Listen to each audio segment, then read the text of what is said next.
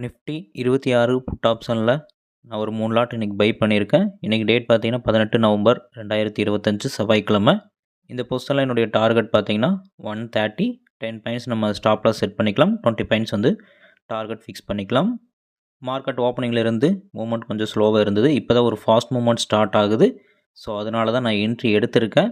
So இந்த fast மூவ்மெண்ட்டை base பண்ணி நம்ம ஒரு சின்னதாக பாயிண்ட்ஸ் புக் பண்ண முடியும். ஓகே, இப்போதைக்கு நமக்கு ஒரு 10 பாயிண்ட்ஸ் வரைக்கும் மூவ்மெண்ட் ஆயிருச்சு.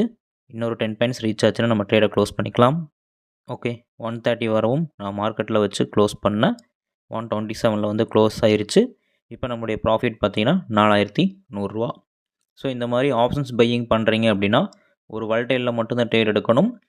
ரெகுலராக எப்போவுமே ட்ரேட் பண்ணுறவங்க ஆப்ஷன்ஸ் பையிங்கில் சக்ஸஸ் பண்ண முடியாது.